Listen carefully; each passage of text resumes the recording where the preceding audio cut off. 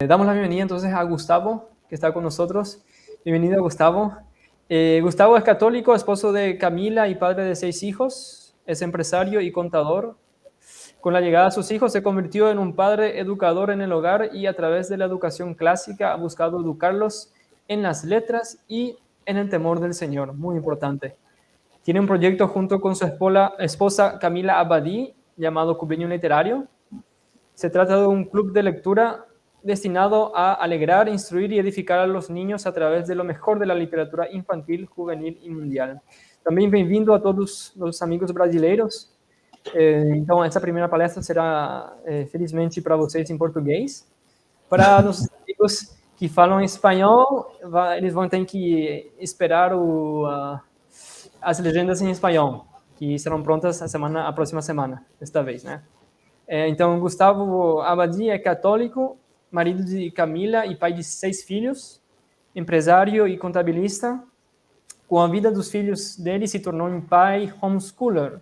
E, através da educação clássica, tem procurado educá-los nas letras e no temor do Senhor. Tem um projeto junto com sua esposa Camila Abadí. O projeto chama-se Clubinho Literário. Consiste em um clube do livro destinado a alegrar, instruir e edificar as crianças por meio do melhor da literatura infanto-juvenil mundial. Então, muito obrigado, Gustavo, por estar hoje conosco. Estaria compartilhando conosco toda a sua experiência enquanto pai de homeschoolers e também, evidentemente, tudo que aprendeu sobre a importância da também educação clássica e o que isso significa hoje em dia na educação também do homeschooling, as dificuldades. Por se apresentar também, se eu esqueci alguma coisa importante a falar, sobre quem é Gustavo Abadí. Muito obrigado, viu, inicialmente eu queria agradecer pelo convite, né? Prazer estar contigo, viu, Ricardo? Um prazer estar com o professor Roberto e todos que estão nos assistindo nessa iniciativa que eu nessa e em qualquer outra que fale de educação clássica vai ter sempre o meu apoio, a minha participação naquilo que for necessário. Eu queria já pedir desculpas de antemão, porque eu consigo ouvir, entender bem espanhol, ler bem o espanhol, mas ainda não consigo falar muito bem. Espero resolver isso até o próximo ano. Tá? Então, vamos em português mesmo, que é onde eu consigo me defender melhor. Tá muito bem. Então, a ideia é a gente conversar um pouco sobre educação clássica e homeschooling desde a experiência de um pai. Eu não sou profissionalmente um educador, um professor, mas posso falar desde a perspectiva de um pai que ama os seus filhos e que se preocupa com a educação deles. A bem da verdade, a minha preocupação efetiva com a educação nasce quando a minha filha mais velha, Chloe, nasceu. Isso já vai fazer 18 anos já, e quando chegou mais perto da fase de educá-la, de mandá-la para a escola, lá pelos seus 6, 7 anos de idade, é que nós percebemos que nós não poderíamos delegar a educação dos nossos filhos para as escolas brasileiras. Tal qual no mundo inteiro, né, as escolas brasileiras, elas sofreram uma grande revolução interna nos seus currículos, na formação de seus professores. E nós percebemos, ao enviar a nossa filha no primeiro ano, isso foi lá quando ela tinha 6 ou 7 anos de idade, no primeiro ano do que nós chamamos aqui de ensino fundamental, os 2 primeiros anos do ensino fundamental no Brasil, quando a criança tem entre 6 e 7 anos de idade, tem a função de alfabetizá-la. E a nossa filha, ela já foi alfabetizada de casa, porque a minha esposa já tinha feito esse trabalho.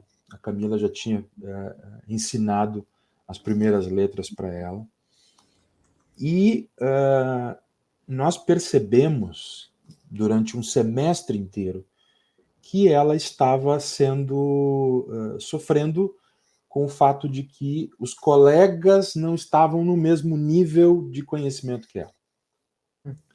E os professores não sabiam como lidar, né? Então chegou um momento em que ela foi se entediando nos estudos.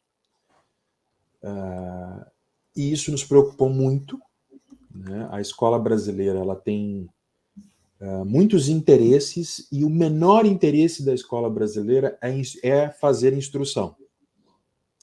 Geralmente eles gostam muito de fazer revolução, eles gostam de fazer todo tipo de coisa, menos o trabalho escolar. E quando nós percebemos que a nossa filha estava nesse turbilhão, a gente tomou uma decisão, eu e minha esposa, de sacar ela da escola, de retirar ela da escola, e assumirmos nós a educação delas, e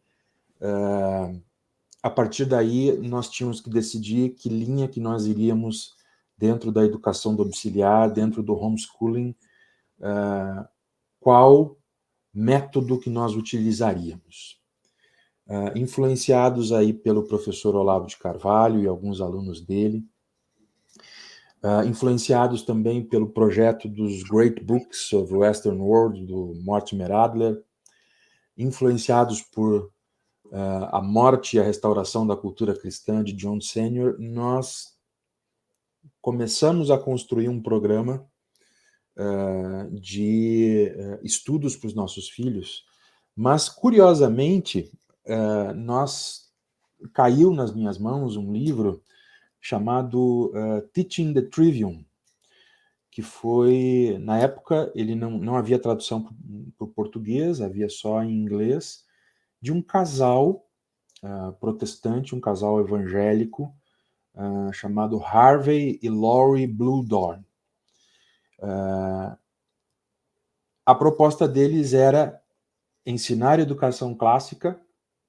Eles haviam feito isso para os 8 filhos nos Estados Unidos. Evidentemente que dentro de uma perspectiva protestante, então muita coisa foi retirada, mas a estrutura, o coração da proposta do Trivium estava ali. E isso me ajudou imensamente a começar a olhar para a tradição, olhar para trás, e perceber que eu poderia me beneficiar não só a mim, mas a minha família inteira, os meus filhos todos, com o conhecimento oriundo da educação clássica. E para definir isso, né, para quem está assistindo, como é que eu compreendo educação clássica? É um termo amplo, né? No Brasil, se você falar em educação clássica, há um frisson, as pessoas elas ficam praticamente enlouquecidas, querendo saber como é que isso funciona, mas quando a gente apresenta, efetivamente, tanto a matéria desse assunto quanto a forma desse assunto, né, o frisson vai diminuindo, a emoção vai diminuindo, porque demanda trabalho, demanda estudo, demanda esforço. Então, para mim, a matéria da educação clássica se trata daquela gama de conhecimentos, e claro, eu corro o risco de estar repetindo o que os outros falaram antes de mim, né, e dando o meu prisma sobre o assunto, mas é aquela gama de conhecimentos oriundos, aqueles conhecimentos tradicionais, especialmente o método de ensino que foi reinante tanto na Grécia quanto no medievo, né, e que se condensou especificamente no Trivium e no Quadrivium. E este livro que eu falei para vocês, Teaching the Trivium, ou Ensinando o Trivium, ele fazia uma divisão curricular muito curiosa, né, dedicando do 0 aos 10 anos de idade da criança uma ênfase muito grande à parte gramatical, dos 11 aos 14 anos, uma ênfase muito grande à lógica, e dos 15 aos 18, a retórica, né? E eu fiquei muito espantado a respeito disso. A gente começou realmente a estruturar toda a nossa proposta de homeschooling para os nossos filhos dentro dessa percepção, e a coisa só ficou mais clara para nós também a respeito de educação clássica quando nós conhecemos o professor Rafael Falcon, que é um latinista e um estudante de antiguidade, em que ele, numa palestra, ele definiu muito sabiamente a forma como se dá a educação clássica de fato, quando você tem, e aí nós podemos ver que não é só na educação domiciliar que isso é possível, mas isso é possível efetivamente em qualquer outra escola, desde que a gente encontre o motivo básico da educação clássica, isto é, um mestre que quer amorosamente enriquecer e edificar o seu discípulo ou o seu aluno. Então, se há este amor pelas coisas do passado, pelas coisas da tradição, pelo conhecimento tradicional, e se há um mestre disposto a, com amor, ensinar esse discípulo, aí nós temos, de fato, educação clássica. Né? E, evidentemente, que todos os materiais que daí, todos os livros, apostilas e tudo que surge daí é muito bem-vindo, porque, afinal de contas, eu não sei quanto a vocês, tanto na Argentina quanto no Paraguai, mas aqui no Brasil, eu costumo dizer que nós vivemos numa selva em relação à educação, porque a educação de massa no Brasil, ela foi 100% bem-sucedida. Então, quando você começa a dizer para uma pessoa, por exemplo, até a época da minha avó, e aproveitando que o professor Roberto está aí, até a época da minha avó, havia uma exigência no Brasil em que todos aprendessem a escrever com letra cursiva, né? Justamente para que pudesse ser possível ler bem as coisas. Hoje não há mais essa exigência. E no Brasil, para a gente considerar uma pessoa alfabetizada, basta que ela saiba assinar o nome dela. Então, o nível educacional no Brasil caiu muitíssimo, e nós, como família homeschooler, estamos tentando fazer o nosso máximo para que os nossos filhos sejam muito acima dessa média que está sendo formada por aí. Em resumo, é isso, né? Por causa dos nossos filhos, das leituras que fazíamos para eles, nasceu a editora Clubinho Literário. Os livros que nós publicamos na editora Clubinho Literário são leituras que foram feitas ao redor da cama, junto da mãe, junto do pai, leitura em voz alta, que as crianças diziam: esse livro é bom, esse livro é ruim, é bacana e não é, e a gente ia mostrando, e muitos deles, a ampla maioria deles, com base naquela lista do John Senior, dos Good Books. Então, essa é a nossa jornada, né? E uma família homeschooler é uma família que está o tempo inteiro com conhecimento à sua mesa, né? A gente está sempre conversando, o assunto está sempre, né, do aprendizado está sempre bem aquecido nas mentes e nos corações. É isso, tá? O começo é isso.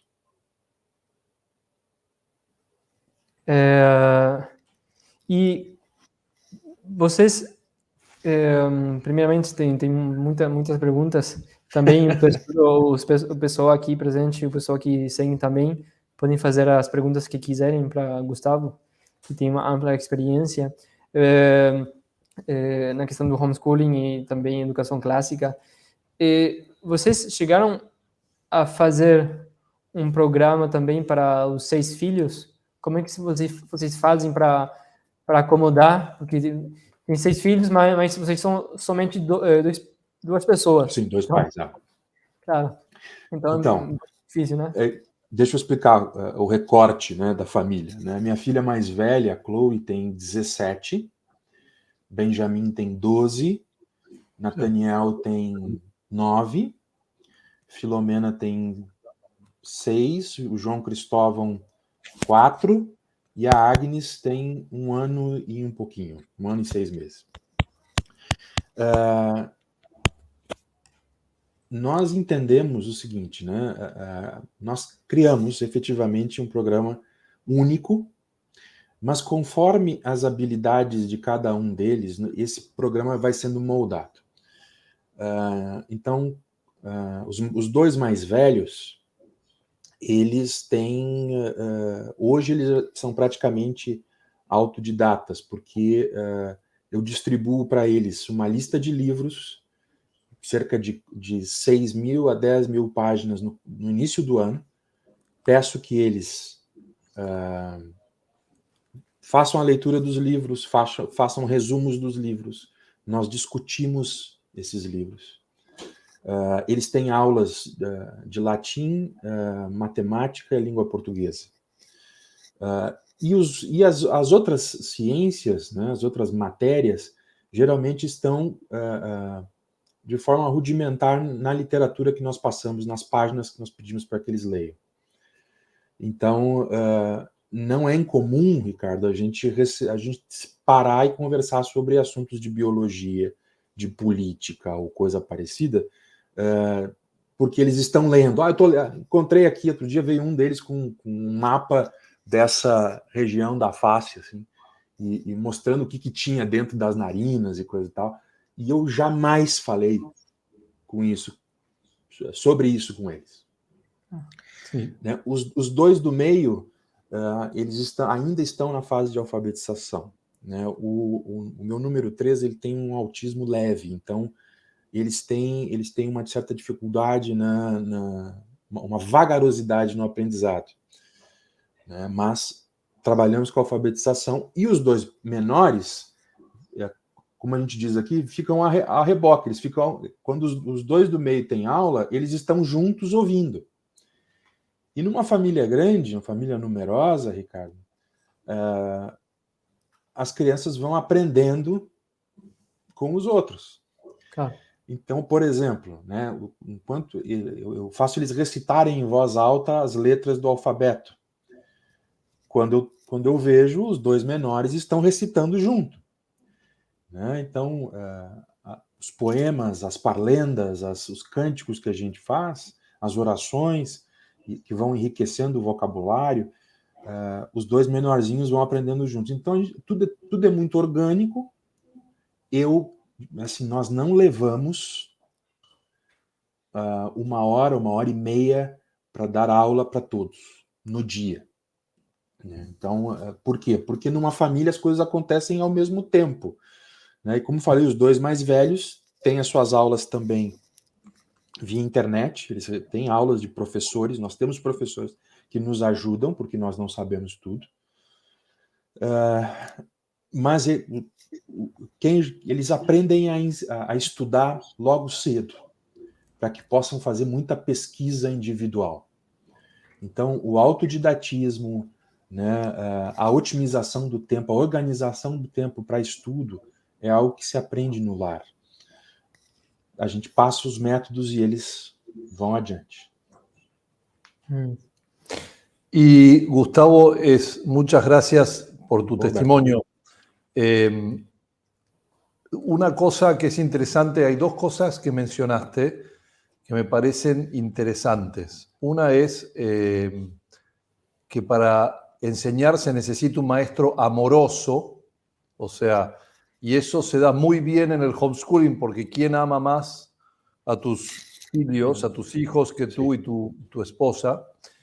Y 2, en mi experiencia, que también hice homeschooling con los míos durante un tiempo, las conversaciones luego en la mesa, ¿no? O sea, el comer juntos y las conversaciones son importantísimas, porque es allí donde se desarrolla el trivium, ¿no? Porque hay un diálogo, hay una retórica, uno puede corregir la gramática, etcétera. Y es allí donde los más niños, los más chiquitos, aprendem de los grandes, não?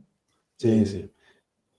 São pontos importantíssimos, porque a mim o que espanta, professor Roberto, é justamente a qualidade das conversas à mesa. Claro. Sabe, é uma coisa que muitas vezes eu procuro ser muito silencioso, né, à mesa. E eles falam muito. E falam, e o assunto vem, e daqui a pouco, desde de uma cantiga até assuntos densos e difíceis. Sim. Um exemplo muito simples, a minha mais velha agora, Chloe, ela está terminando de ler os artigos federalistas. Já leu Tocqueville e está lendo os artigos federalistas. Eu não li os artigos federalistas.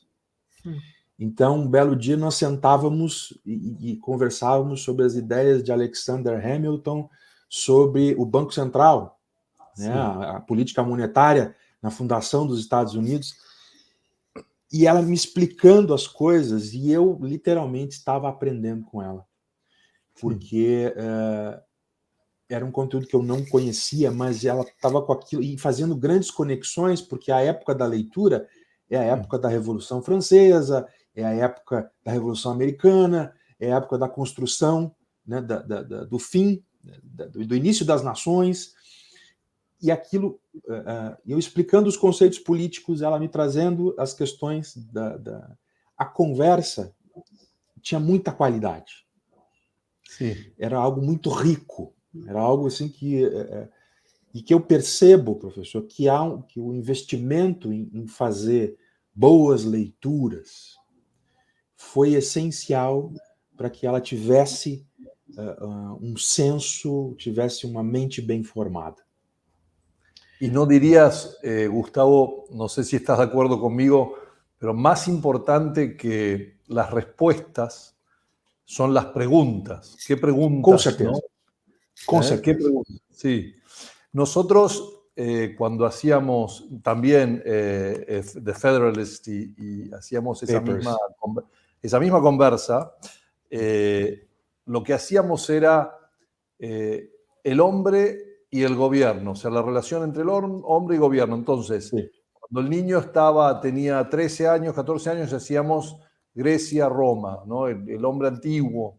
Luego, cómo fue el gobierno con el hombre medieval y luego, finalmente, con el hombre moderno. Y lo que es interesante es que esas conversas en la mesa se tornan en mucho más profundas, porque los libros que leen es hasta qué punto, ¿no? Por ejemplo, el gobierno, hasta qué punto debe el gobierno, o sea, el hombre,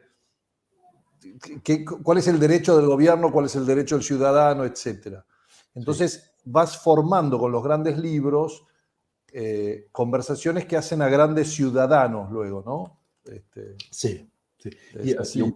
E eles são muito, e eles vão preparando, né? Vão formando esse adolescente, esse jovem, para ser eu brinco muito com ela, assim, minha filha, você já pode ser presidente do Brasil.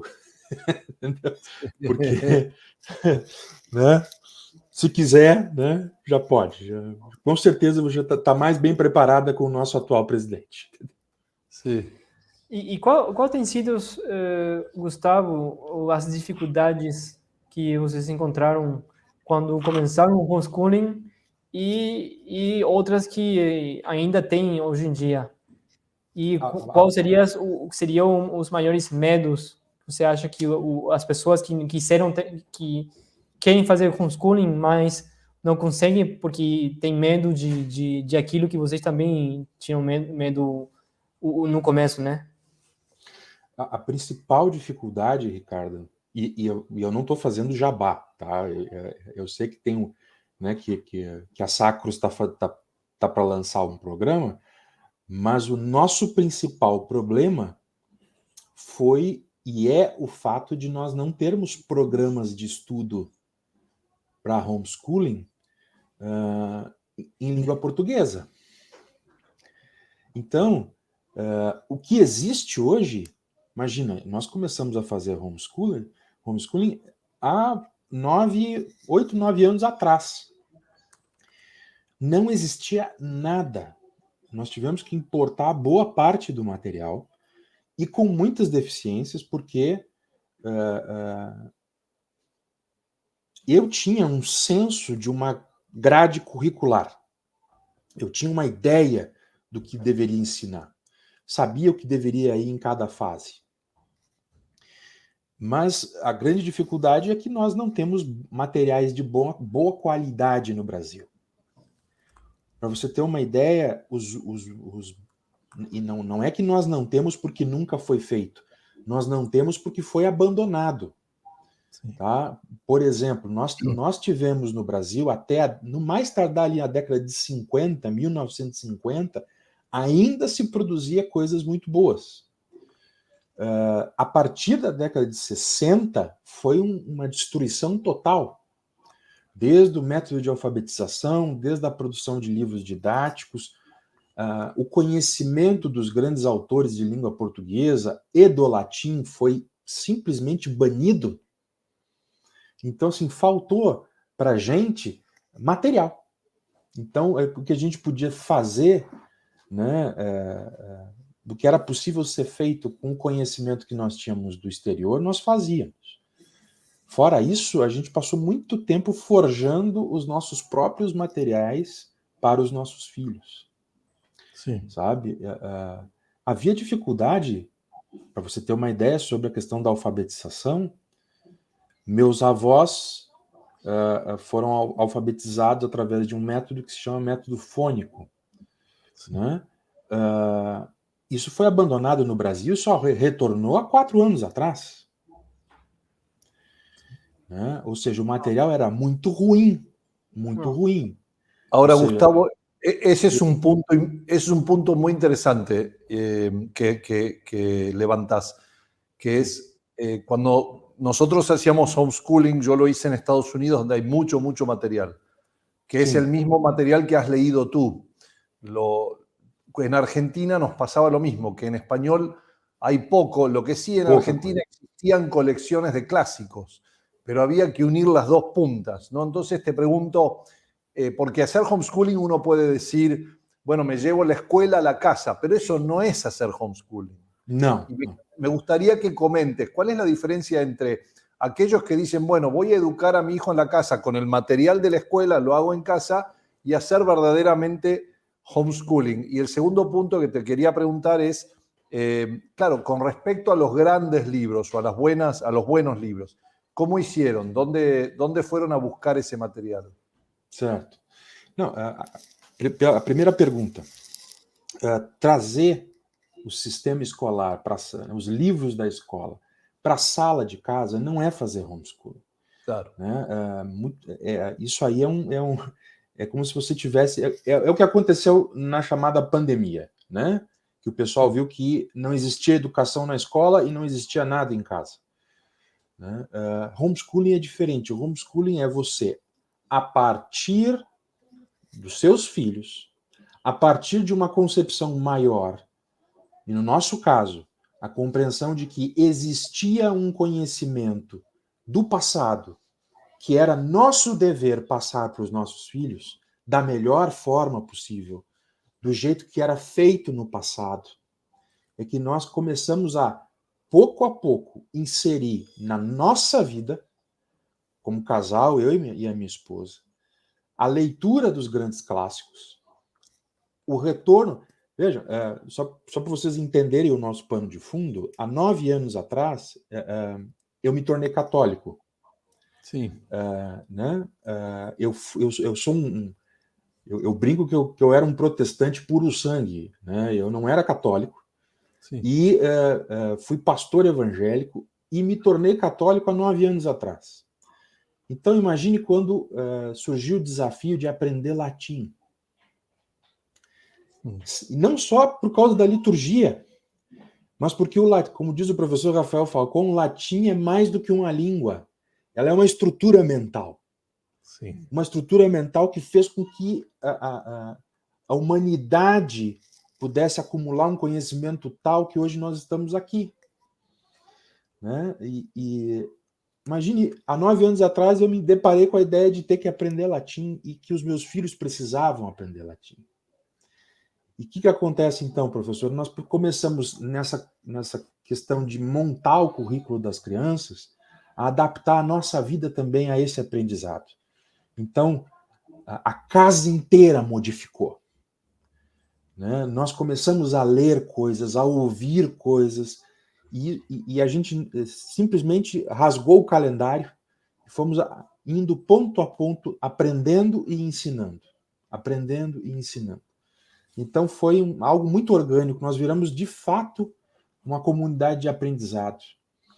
E para nós, o homeschooling tem muito a ver com isso, porque nós temos um dos nossos filhos que é um ávido leitor, e ele gosta muito de espalhar aquilo que ele lê. E algumas vezes são coisas que nós não lemos. Então, a conversa é algo frequente. Dito isso, nós estamos sempre aprendendo. Né? Nós estamos sempre procurando fazer com que o aprendizado e o ensino seja algo muito orgânico dentro de casa.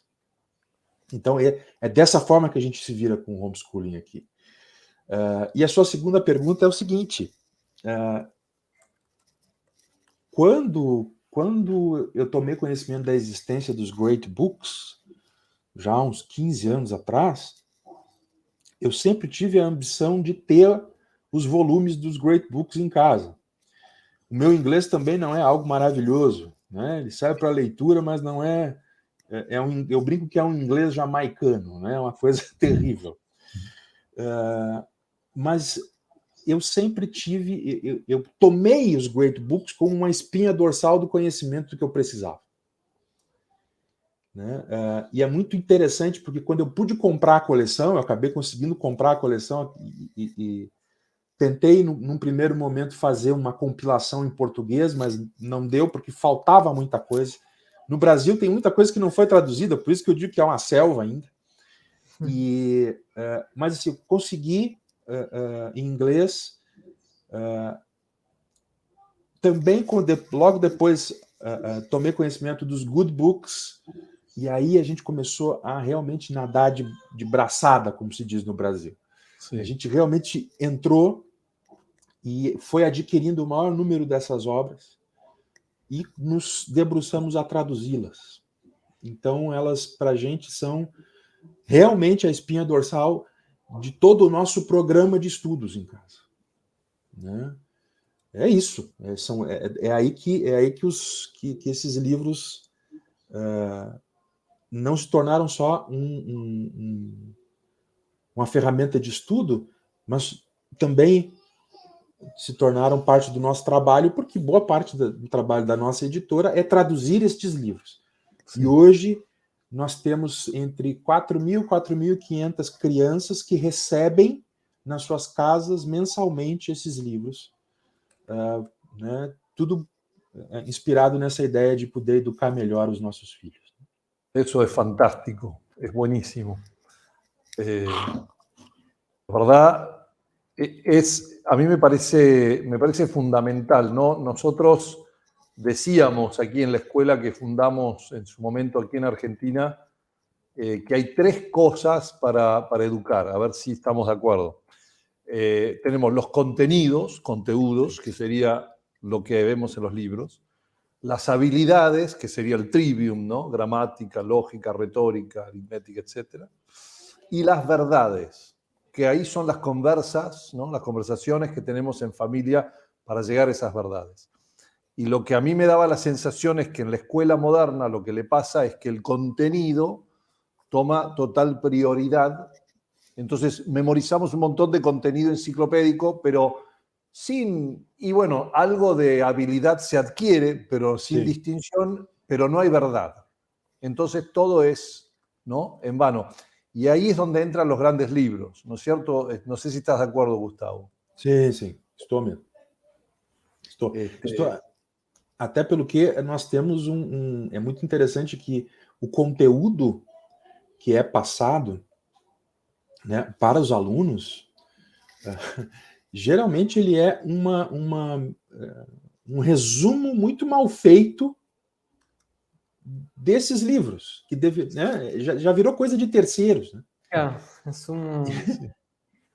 Un resumo.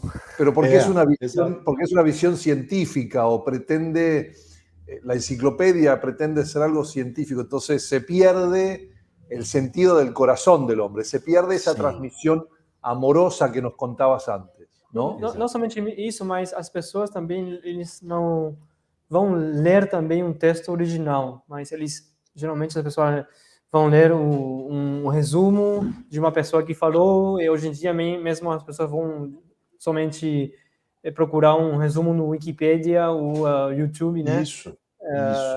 Então já não tem mais o hábito de leitura, mesmo os professores, né? Não tem. Não sei se é a mesma coisa no Brasil, no Paraguai é assim, né? Não, no Brasil gente, é calamitoso. É calamitoso. Eu digo que é calamitoso porque nós temos professores que não conseguem verbalizar as coisas, não conseguem dizer as coisas, porque eles acreditaram na ideologia e jogaram fora o conhecimento, o conteúdo, professor. Então, não é incomum nós encontrarmos verdadeiras aberrações em sala de aula. E chamam isso de educação. E na escola primária? É a mesma coisa que na escola secundária, geralmente no Brasil? É muito interessante comparar isso, justamente agora que eu penso, estamos nas três fronteiras aqui, Brasil, Argentina e Paraguai, então poderíamos justamente comparar nossas experiências, porque no Paraguai também a escola primária deixa muito que desejar, né? Não tem muito... Isso. muito aqui no Brasil, nós chamamos de ensino fundamental a escola primária. Okay. O ensino fundamental, 1 e 2, cobre dos 7, se eu não me engano, dos 7 aos 14 anos de idade, ou 13. E o ensino secundário aqui se chama ensino médio no Brasil, e cobre dos 14 aos 16 anos de idade, mais ou menos. Ao todo são 9 séries, né, no ensino seriado. Só que, como a base da alfabetização, que são os 2 primeiros anos do ensino primário, do ensino fundamental, é deficiente, é muito ruim, Ricardo, todo o restante fica comprometido. E não é incomum o grau da insanidade que nós chegamos nesse sistema é que no final dessa cadeia, na ponta final dessa cadeia, vai estourar no ensino superior, aonde cerca de 50% dos universitários brasileiros não é capaz de fazer uma interpretação de texto básica. É o que nós chamamos de analfabetismo funcional. Ele lê a folha, mas ele não entende. Tudo por causa dos problemas que já começam na parte do ensino fundamental. Então, é muito triste, sabe? Muito perigoso e enfim. É isso que está sendo feito no Brasil, né? Teve um pequeno período de mudança, que foram os últimos 4 anos, mas de resto seguiu as mesmas coisas. É uma questão de ideologia ou uma questão de falta de formação no Brasil? É que a questão da falta de formação segue a política ideológica. Ela não é um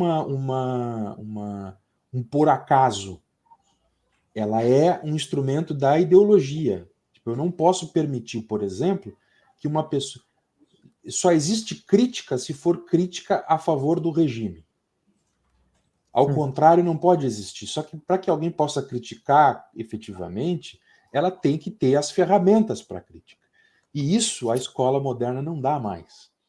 Né? Ela é uma construtora de militantes, pendentes para um lado só. Né? E é o que a gente chama, a comunidade homeschooler no Brasil, e as escolas que estão sendo abertas mais recentemente, por um esforço hercúleo, inclusive o professor Robson Cardenas faz parte de um projeto desse, né? ali em Foz do Iguaçu, se eu não me engano. Todo esse pessoal é a chave na engrenagem para parar com essa insanidade, porque a educação brasileira está seriamente comprometida. Ahora, Gustavo, vos mencionabas, bueno, acá hay una distinción interesante. Ricardo habló de primaria y secundaria, ¿no? Que es Sí. lo que las escuelas modernas hablan. Pero tú hablaste de edad gramática, edad lógica y edad retórica. Sim. ¿Podés contarnos un poco más cómo divide la educação la mente clássica? Bom, eu me concentro no trivium, né? Sim. Nisso que eu havia comentado. Tu queres que eu descreva como eu faço pela faixa etária? Claro, Porque son medios como, así como la primaria y la secundaria se enseña, bueno, se dice que se enseña diferente, en realidad la escuela moderna a todos nos da materias y nos da, o sea, un conocimiento. En cambio, yo te entendí a ti que decir que, bueno, cuando tú miras a tus hijos amorosamente para educarlos, los estás mirando también cómo ellos aprenden, ¿no? Entonces tienen diferentes formas de aprender que también van con lo que llamamos la edad gramatical, ¿no? En ese sentido, quería que nos expliques cómo es una educación clássica, en esse sentido, como se ensina. Volto àquilo que eu já expliquei e aplico aqui com os meus filhos. O nosso foco com os nossos filhos, por exemplo, do 0 aos 10 anos, é a criação de um vocabulário rico e a internalização das linguagens que nós utilizamos. Então, até mais ou menos uns 4, 5 anos de idade, nós não damos aulas para eles. Eles vão ouvindo e repetindo aquilo que ouvem em casa. As orações, poesias, cânticos. Eles mexem muito nos textos, eles se exercitam muito fisicamente também. Porque a gente precisa que eles comecem a se desenvolver fisicamente para que mentalmente fique bem arejado, né? A partir dos 5, 6 anos de idade, nós começamos com a alfabetização em todas as línguas. Latim, inglês e português. E focamos nisso. Do 0 aos 10 anos é isso. E, assim, excepcionalmente, a gente insere matemática. Mas, assim, nada muito forte como é nas escolas. Então, em teoria, nós temos a linguagem, latim, inglês, português, nós temos música, nós temos as aulas de religião, e alguma coisa de matemática e os momentos de educação física. É isso. Até os 10 anos. Depois, em que ele já tem as aptidões que a gente já inseriu de estudo próprio, né, de aprender sozinho, de procurar conhecer outras coisas, na parte lógica, nós começamos a trabalhar as conexões de raciocínio. Vai aumentando a dificuldade em termos de linguagem, mas a gente começa a realmente a fazer os questionamentos difíceis e duros da filosofia com eles. E aí eles começam a nos responder, e a gente vai ensinando essas coisas ao longo do tempo, em muitos momentos de conversa, especialmente conversas especializadas, Roberto. Em que eu convido uma pessoa durante 1 hora, 2, para a gente ter exclusivamente uma conversa. E dali a gente vai vendo os nossos filhos forçando a mente para aprender e conseguindo ir adiante. Sim.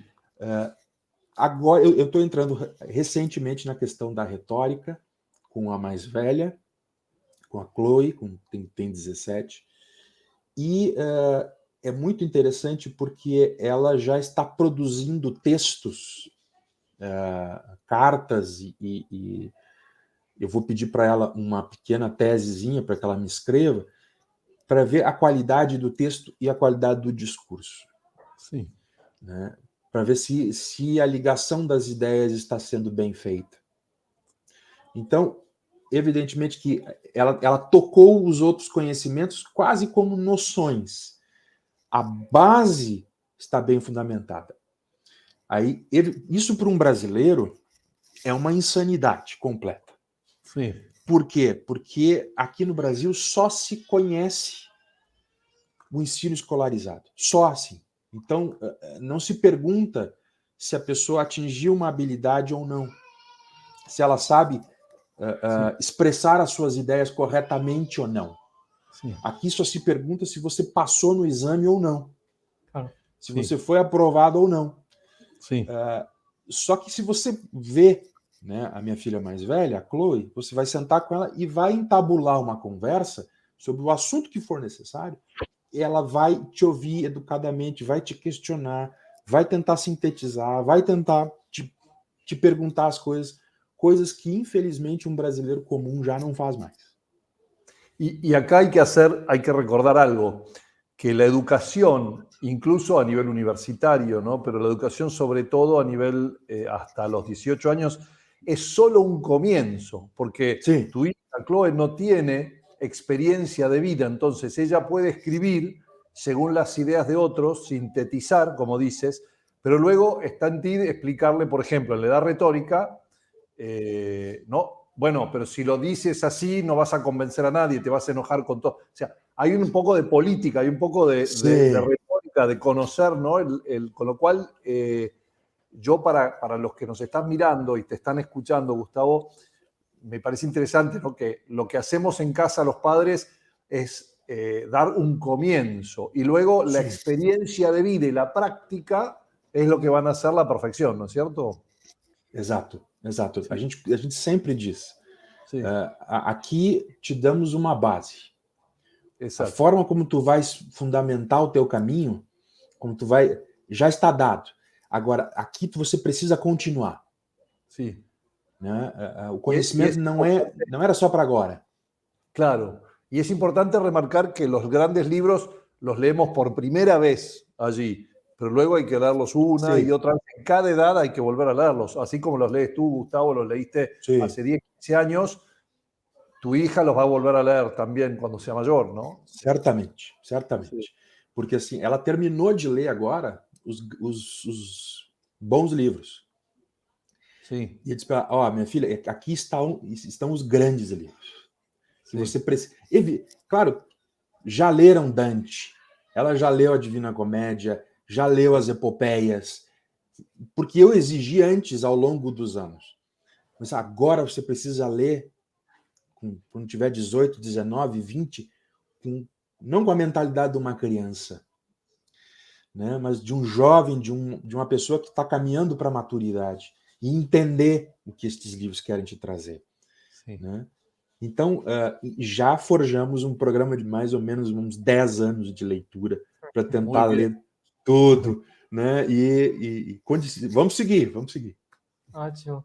Uma coisa muito interessante também, eu acho que gostaria de fazer um paralelo com o que você falou sobre o estudo dos seus filhos. Você falou que a partir dos 6, 7 anos, mais ou menos, eles começam a estudar a linguagem. Antes é outra coisa, né? Somente escutar, imitar. Sim. E a partir dos 9, 10 anos, eu acho, começa o estudo mais sistemático, que seria do Trivium e do Quadrivium, acho, né? Sim. Gostaria de fazer um paralelo justamente com um programa que nós propomos ontem, justamente, também sexta-feira. Incrível, porque tem muita relação com isso. Nós fizemos uma divisão a partir dos modos de conhecimento, dos quais derivam 2 tipos de conhecimento: o conhecimento mais simbólico e depois um conhecimento mais analítico, né? Sim. No sentido das artes liberais, né?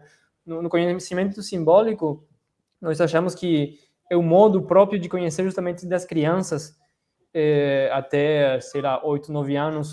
Então, na idade de 4, 5, 6 anos, a proposta educacional não deveria ser uma proposta justamente sistemática de estudo da linguagem, mas somente pelas grandes histórias e a história sagrada, principalmente.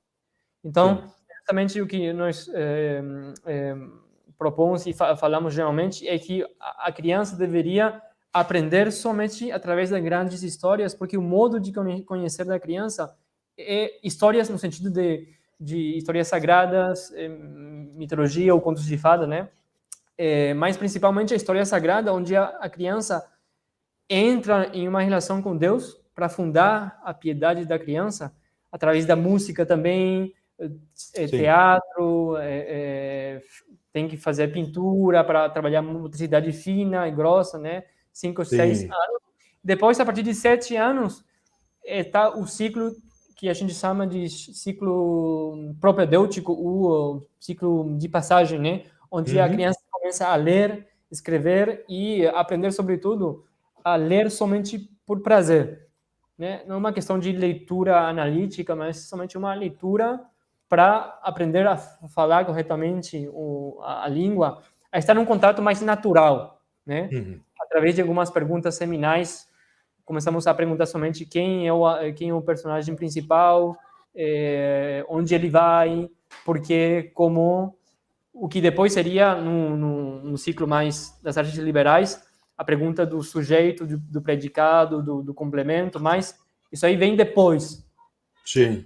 Não antes. Então, acho somente incrível como é que vocês naturalmente também, e isso manifesta justamente que a experiência nos mostrou que é de fato um modo de aprender natural das crianças, né? Sim. Aqui a gente percebe um pouco dessa escolha, Ricardo, a gente fez porque nós percebemos que no sistema, o nosso grande contraponto é o sistema escolar brasileiro. E nós percebemos que havia uma quantidade enorme de conteúdo simplesmente sem sentido sendo passado para as crianças. E usando aquela velha figura que o Sherlock Holmes, que o Arthur Conan Doyle faz com Sherlock Holmes, dizendo que a mente não é elástica, né? Então, assim, se é como um sótão que a gente tem que tomar cuidado com o que a gente coloca lá dentro, porque vai chegar uma hora que vai entulhar. E a gente sempre dizia para os nossos filhos, entre nós não podemos deixar entulhar a mente dos nossos filhos. Porque Gustavo, depois de entulhado, estraga. Claro. Diga. Y Gustavo, siguiendo, ¿no?, lo que dice Ricardo y lo que dices tú, hay una distinción que me gustaría que comentes brevemente para finalizar. Aquí en Argentina, no sé en Brasil cómo se llaman, pero bueno, nosotros tenemos materias o sujetos, materias en la escuela. O sea, misma cosa. Todo el saber está partido, dividido, deconstruido en pedacitos, ¿no? En cambio, la tradición de los libros clásicos, la tradición clásica no habla de materias, sino de artes liberales o artes serviles. ¿Podrías comentar cómo influencia eso el modo de pensar para educar, ¿no? ¿Cómo influencia eso en la educación? Influencia de uma forma extremamente positiva, porque nós paramos de ver o conhecimento. Para mim e para minha esposa, que fomos criados nesse sistema, foi muito difícil deixá-lo de lado na mente. Claro. Então, conforme fomos aprendendo e parando de nos... Havia até um elemento psicológico, professor, da culpa de você não estar dando todas as matérias para as crianças. É verdade. Sabe? Ai, meu Deus! Só que nós percebemos que não é necessário dar todas as matérias para as crianças, senão as essenciais. E mais, olhando para a forma como as artes liberais foram feitas, como elas foram ministradas no passado, nós conseguimos nos despreocupar de datas, de quantidade de conteúdo. Nós tínhamos uma neura de querer dar um conteúdo numa determinada idade. Até que nós nos deparamos com o fato de termos um filho com uma dificuldade específica. Como eu falei, o meu número 13, ele tem um autismo leve. E ele é mais devagar para aprender, no entanto, em termos físicos, ele tem uma agilidade muito grande.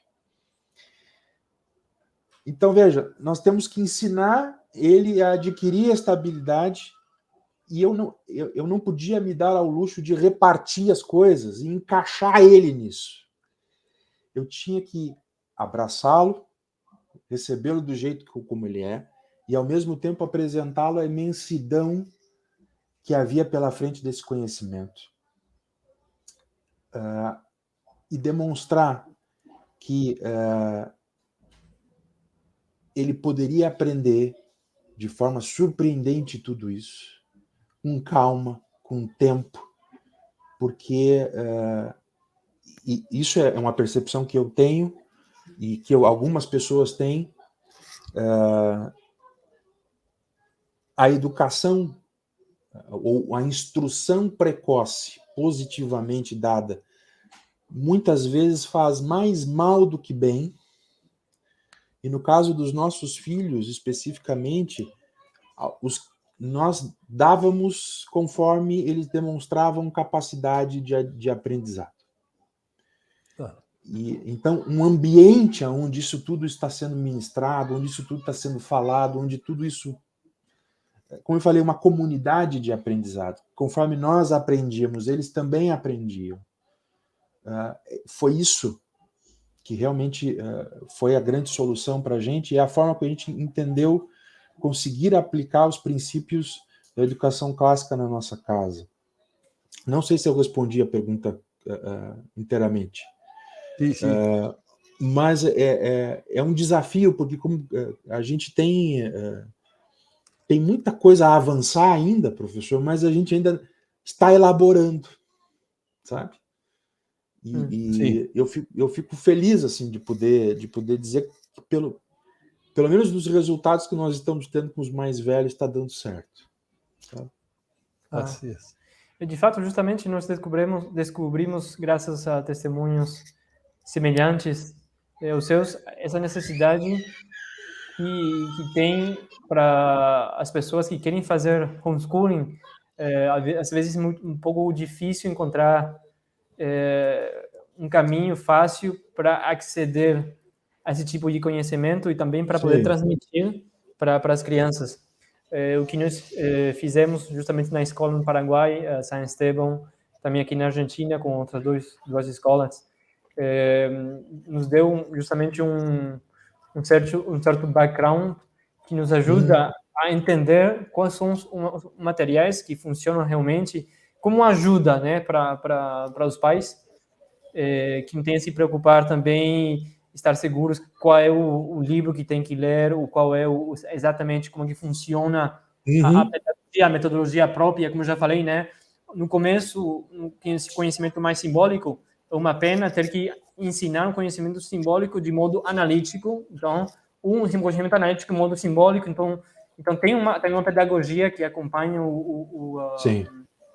a cada etapa, não? Então, e por isso também que essa iniciativa de Sacros, do ramo educacional, educação clássica, de tentar também chegar com a ajuda das pessoas,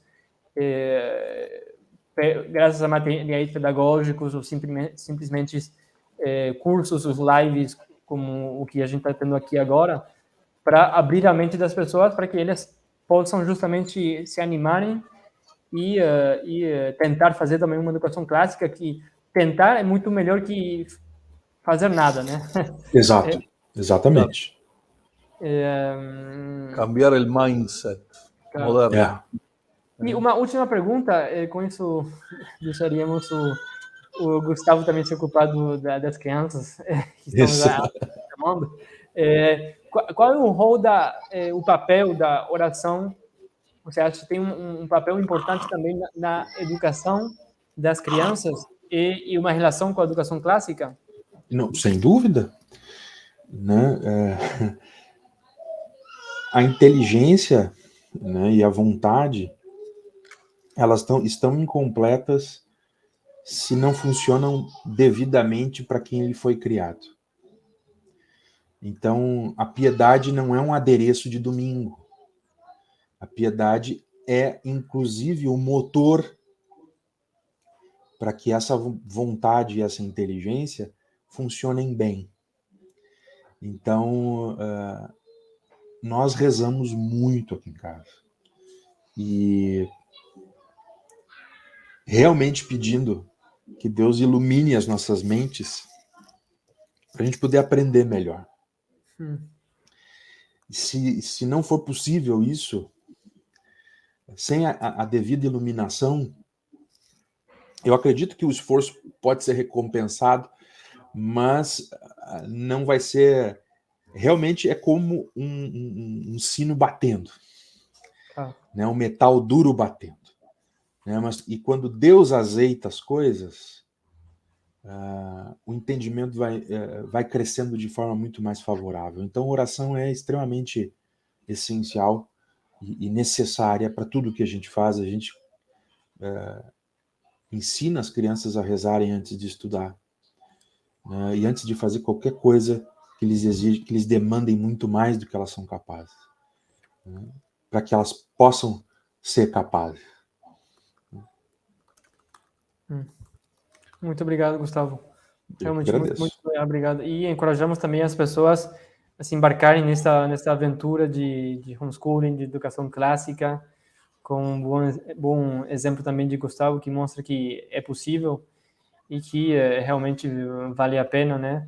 Y sobre todo ahora que ha publicado tantos buenos libros fácilmente en portugués. En ¿no? portugués, claro. Eso es muy importante. Os livros acessíveis, porque já não tem essa excusa, né, de dizer não.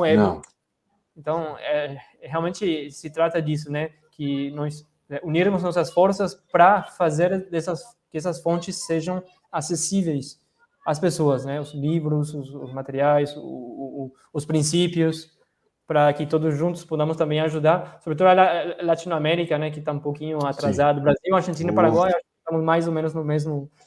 Sim. Provavelmente tá na Argentina, depois do Brasil, o Paraguai está último, mas estamos aí tentando também lutar contra a corrente desse sistema educacional que se mostra justamente contra os princípios da cultura cristã, da cultura ocidental. Então, muito obrigado pelo seu exemplo e muito obrigado pelo seu tempo também para compartilhar seu testemunho, Gustavo. Ricardo, professor Roberto, sim, uma alegria estar com vocês e dentro de pouco, exatamente, espero que dentro de pouco nosotros podamos ir también a visitarte o organizar eventualmente un evento sobre educação clássica em Brasil, um evento que seja grande, onde as pessoas possam assistir presencialmente. Acho que seria importante também, que o contato físico é sempre melhor que o contato somente virtual. Então, daqui a pouco, acho que seria uma ótima ideia fazer isso para as pessoas também. Então, é isso. Realmente, muito obrigado, Gustavo. Obrigado a vocês, viu? Deus abençoe. Amém. Contem comigo. Um forte abraço. Un fuerte abrazo. Fuerte abrazo, Gustavo. Muchas gracias. Gracias por tu tiempo. Gracias por tu tiempo. Y por compartir. Gracias. Nos vemos, Gustavo. Chao, chao. Chao.